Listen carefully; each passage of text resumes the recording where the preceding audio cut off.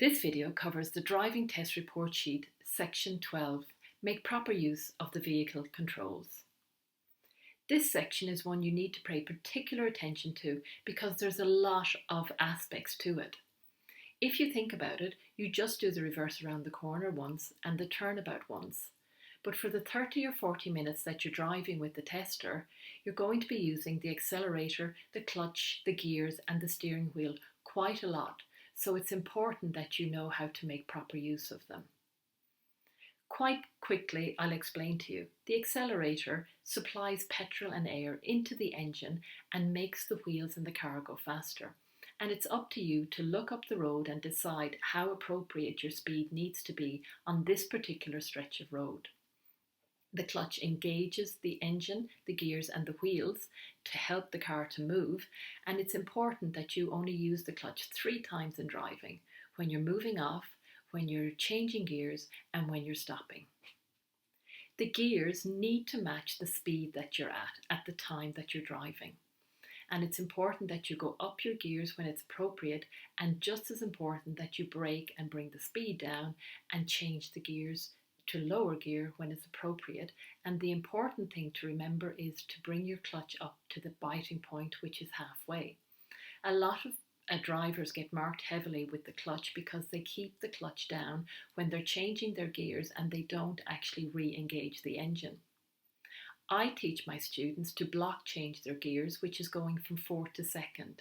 So if they're taking a left turn or a right turn or coming up to stop at traffic lights, we bring the braking system in and bring the speed right down to 20 to 25 kilometers, and then very gently lift the gear up from 4th and bring it over to 2nd, and then gently bring the clutch up and re-engage the engine.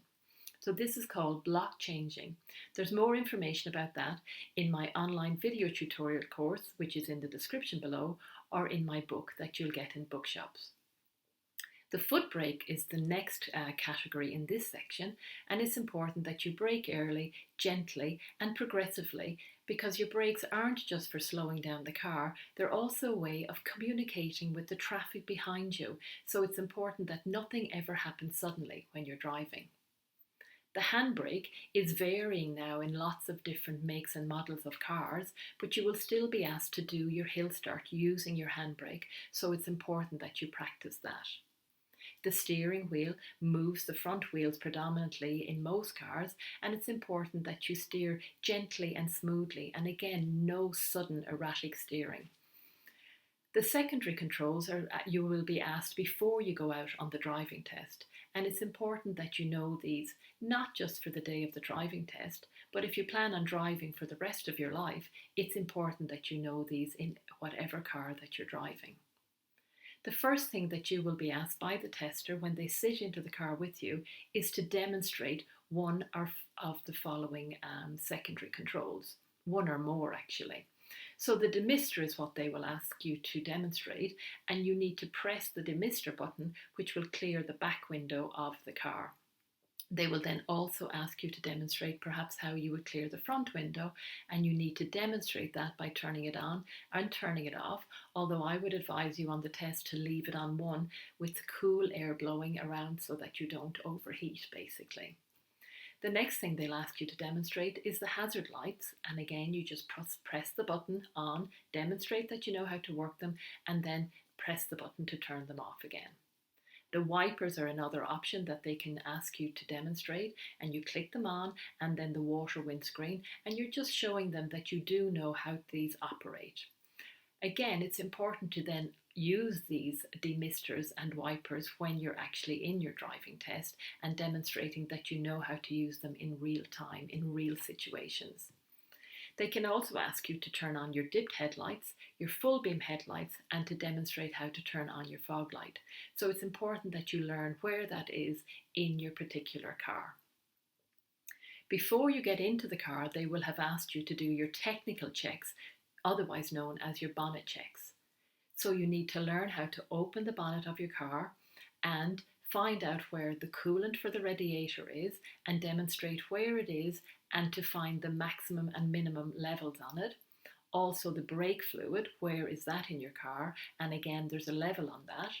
And where would you put oil into the engine?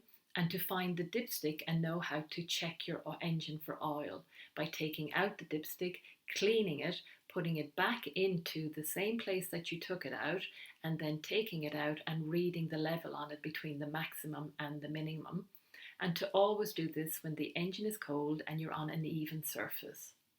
They'll also ask you perhaps where's the water for the windscreen washer in the engine as well. So again, my advice to you is to know this and learn it for the rest of your life so that it's not something you're stumbling and trying to tell the tester on the day of the test. It's actually something you know that you want to know for the rest of your life. So that concludes the section on making proper use of the vehicle controls. If you would like to get more videos on preparing for your driving test, please press the subscription below. And my book is available in bookshops. And in the meantime, get out there and practice and enjoy learning how to drive safely and preparing to pass your driving test. Thank you.